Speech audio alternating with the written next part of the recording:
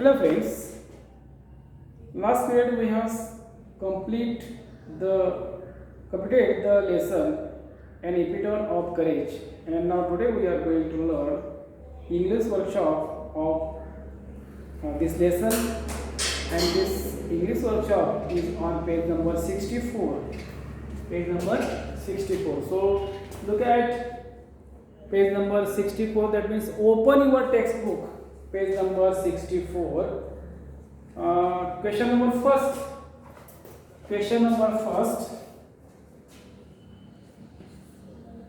Match the following.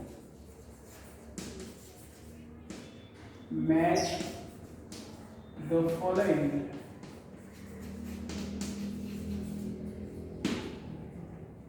There are two columns here. Group A.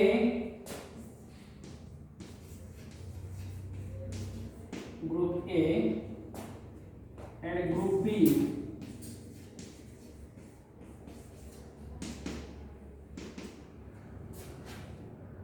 Okay? There are 1, 2, 3 and 4. There are 4 words or the phrases in column A, Group A, and the meaning of about the meaning in a group B. बघा आपल्याला की इथे काय लिहित नाही. Number 4 आहे इथे ठिकाणी A, B, C आणि D अशा 4 त्याच्यावर माहिती दिली ग्रुप बी मध्ये. गॅलिलिओ बघा, Galileo we know about Galileo in this lesson. आपण काय केलं की या लेसन मध्ये आणि एपिटोम ऑफ करेज मध्ये आपण गॅलिलिओची माहिती पाहिलेली आहे. तर त्याच्याबद्दल आपण कॉलम ग्रुप बी मध्ये आपण त्याच्याकडे नक्की बघू. अगोदर मी at first I read group A. Galileo, second doctor Stephen Hawking, third black holes, fourth one Stephen's favourite subjects. ठीक आहे ना.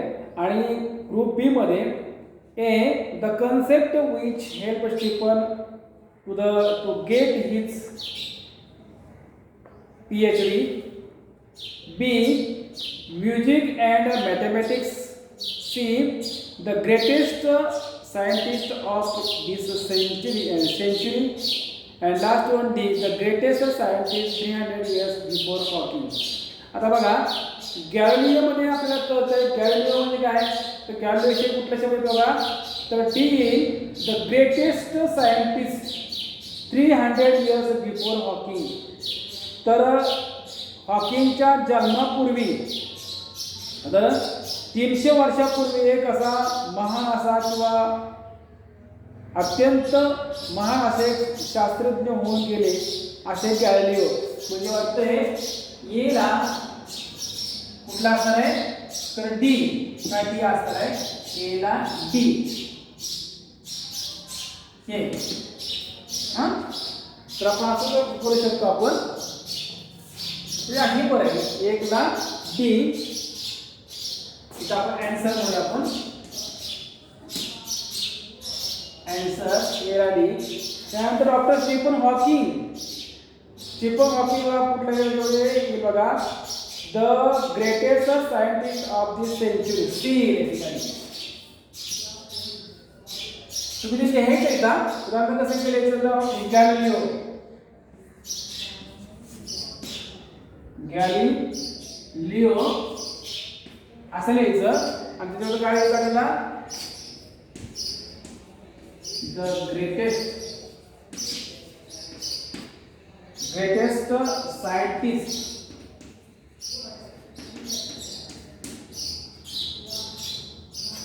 300 years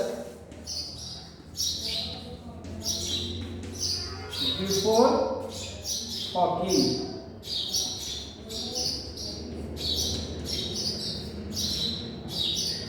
अशा पद्धतीने तुमच्या वहीत तुम्ही लिहायचं आहे. तिथं आपण असं लिहायचं नाही, फक्त बाण करायचं लिहायचं नाही. तर गॅलिलिओ लिहायचं आणि इथं लिहायचं. किंवा आपण लिहिले तरी चालेल. ए वापरूया आपण ठीक आहे. आता आपण असं लिहूया, लिहिलेच तर आपण असं लिहूया 1 2 doctor Stephen Hawking, doctor Stephen Hawking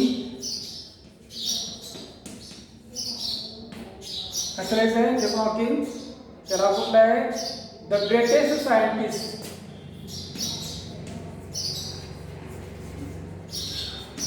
the greatest scientist of this century.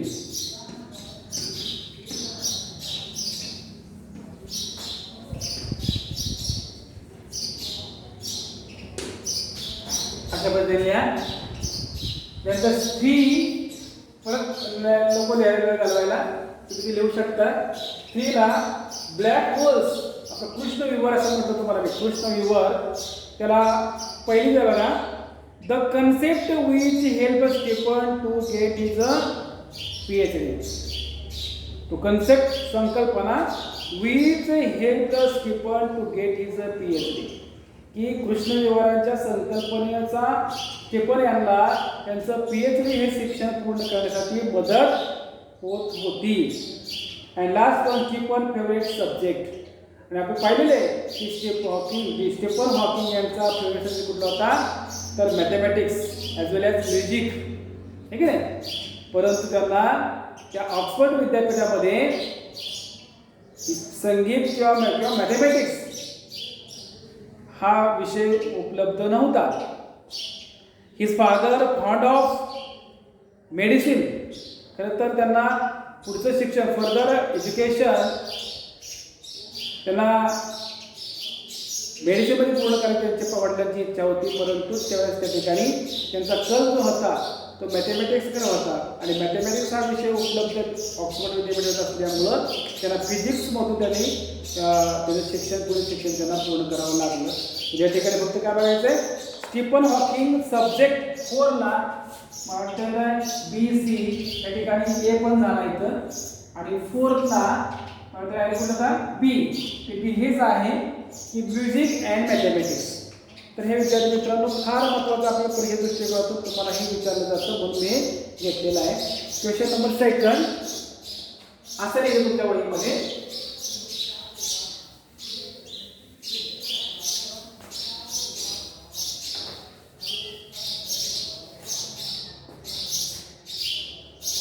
Question number 2 complete the following web chart. देख रहा है वेब चार्ट, या ठिकाणी वेब चार्ट आहे हां, containing the qualities of Dr. Stephen Hawking. काय qualities of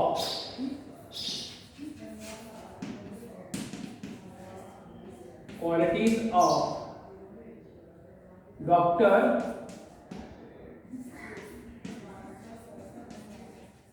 Stephen Hawking.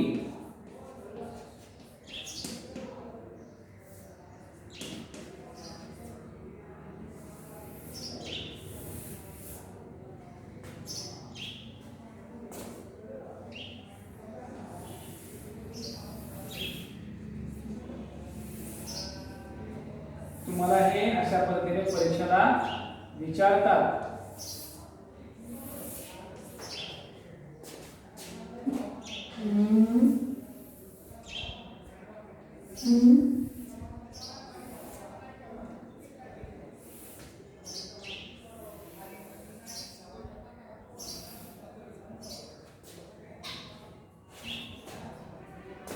Complete the following web chart of qualities of Dr. Stephen Hawking. म्हणजे त्यांचा दर्जा,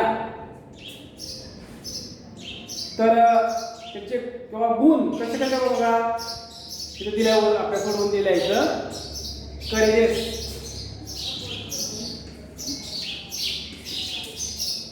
करेजेस दिलेलं इथं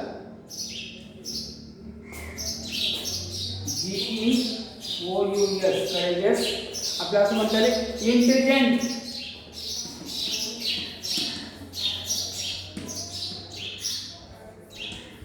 इंटेलिजंट आपल्याला असं म्हणता येईल इंटेलिजंट.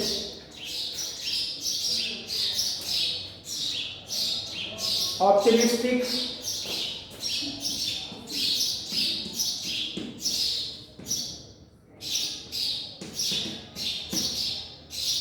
ऑप्टिमिस्टिक.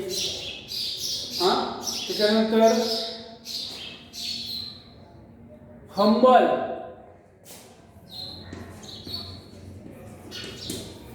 नम्र, अतिशय ते विनम्र विनयशील अशा प्रकारचे होते. अनडाउंटेड.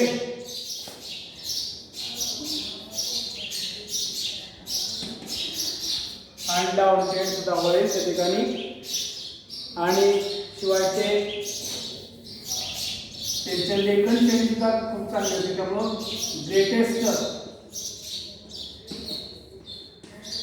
Greatest author.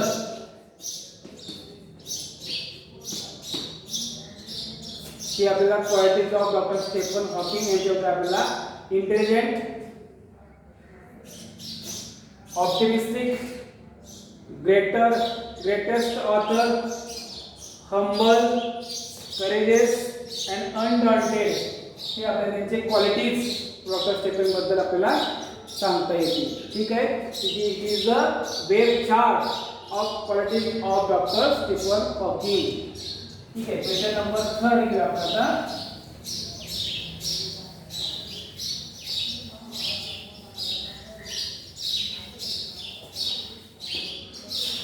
Question number 3. Question number 3.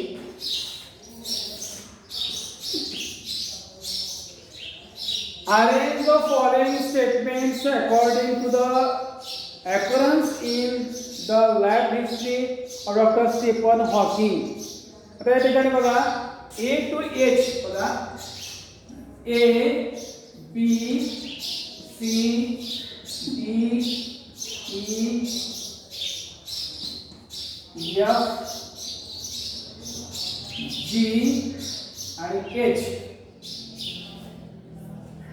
Sentence आहे बघा. Arrange the following statements. Sentence statement. There are 1 2 3 4 5 6 7 8. There are 8 statements in this question and arrange this statement according to the occurrence in the life history of Dr. Stephen Hawking. तर अशा प्रकारची मांडणी करायची according to the occurrence in the life history. तर त्यांच्या जीवनातील doctor Stephen हॉकिंगच्या जीवनातील कोणकोणत्या गोष्टी क्रमाने थोडक्यात घडल्या, सायमल्टेनियसली हॅपनिंग द ऑकरन्स, ते त्यांच्या जीवनामध्ये कशा कशा घडत गेल्या बघा. आपण आता वाचूया.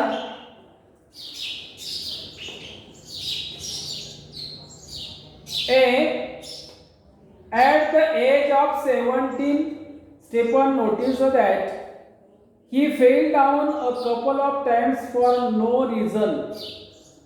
वयाच्या 17व्या वर्षी स्टीफन नोटीस करतो त्याच्या हे झालं की he fell down couple of times for no reason. कसलंही त्या ठिकाणी कारण नसताना दोनदा स्टीफन हॉकिंग पडले.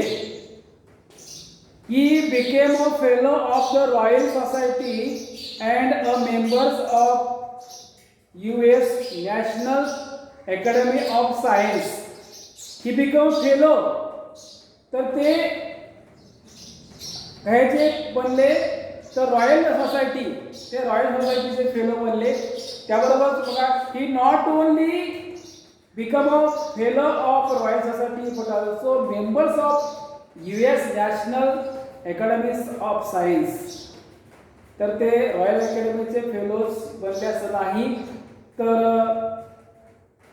US national academy of science ते सदस्य सुद्धा होते. त्यानंतर C he believe that in the next millennium science will discover the core secret of the universe. त्यानंतर doctor Stephen was born on 8th January 1942 and then grew up like an average child and a normal teenager. The disease worked its way into Stefan's body and left him disabled. A.F. Stefan decided to continue his doctoral research work with renewed vigor. G. Stefan was diagnosed with rare disease ALS or LOU. Last was though confined to wheelchair, he worked on computer and expressed his thoughts. तर काय करू आपण त्याचा क्रम असा लिहायचा आहे. तर इथे मी क्रम लिहितो हा जो क्रम आहे नंबर 1 तर ABCD हे पुसूया आपण डायरेक्ट क्रम लिहिला जातो. नंबर 1 ला कुठे आहे बघा 1 ला डी बघा डी पहिलंच जे डी आहे काय स्टीफन ऑज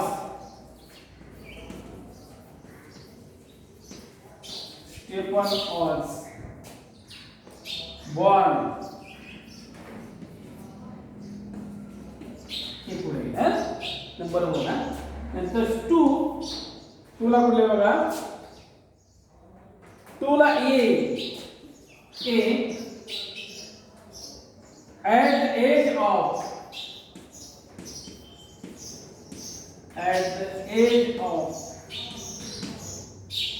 70 किती अगोदर घटना कुठे घडली की स्वतः स्टेफन हॉकिंग जन्मले त्यानंतर वयाच्या 17व्या वर्षी हा क्रम असा होत गेलाय. 3 नंबरला कुठले बघा 3 नंबरला Stefan was diagnosed with a gene. Stefan was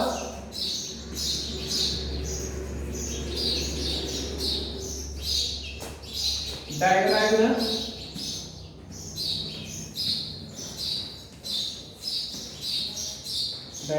okay. त्यानंतर नंबर 4 कुठला आहे Stefan decided to continue.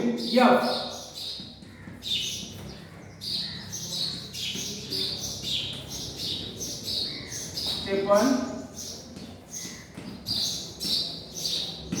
decided to continue. Number 5. The disease worked its way.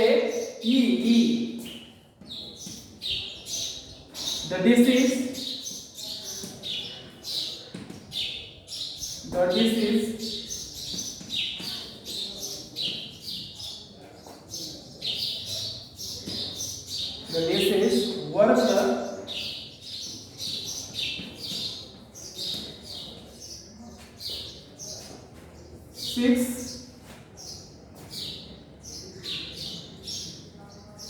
6 though confined yet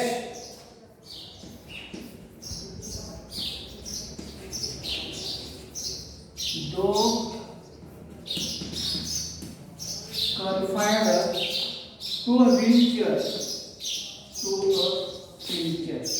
and you complete the sentence or statement. You complete the statement. You write the complete statement. हे आता आपण विद्यार्थी मित्रांनो हे मी काय केलं परत लिहिले वेळ न घालवता तुम्ही काय करायचंय हे वाक्य कसं उदाहरण काय पहिलं वाक्य काय आहे येथे आहे Stefan was born असं लिहिलंय तरी Stefan was born on 8th January 1942 and they grew up like an average child and a normal teenager. इथं असं पूर्ण करायचं आहे. नंतर 7 नंबर कुठलं आहे दुसरं वाक्य बी काय बी ही become a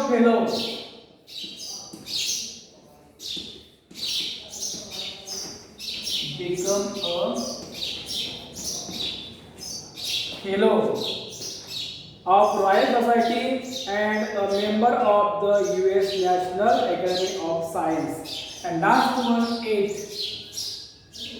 पुन्हा A B C आहे का? C आहे का? C. Yes, C आहे. He believes that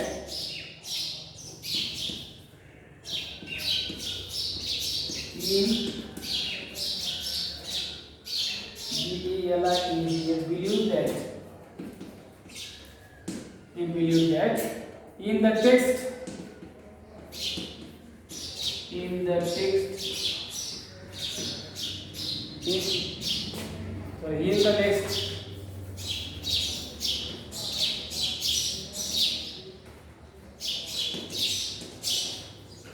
the next millennium, science will discover the 4 secrets of the universe. 10th होगा question number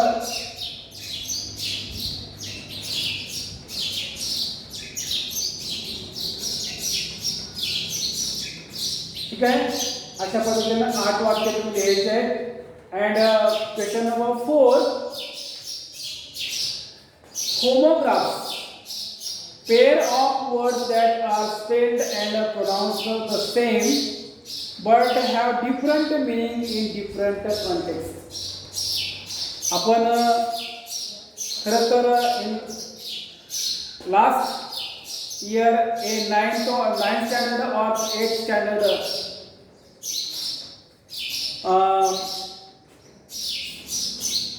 we learned about homographs. विद्यार्थी मित्र आपण 9वीत किंवा 8वी मध्ये नक्कीच हे होमोग्राफ पाहिलेले आहे. तर spelling different spelling same, pronunciation also same, but meaning different, and that words are called homograms.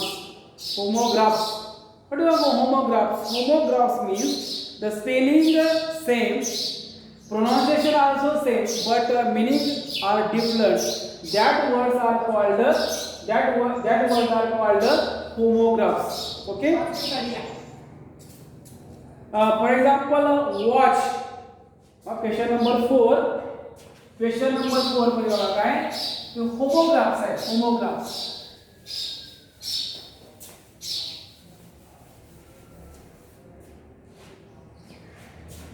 Question number 4. Homographs.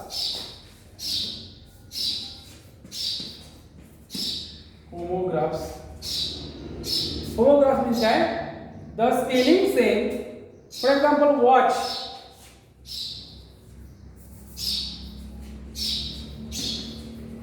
Watch. And second one also watch. But watch here observer. The meaning of watch is observer.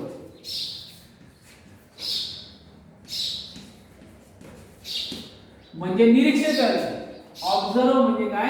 ते निरीक्षण करणे. Watch. And second one device. Device that shows time.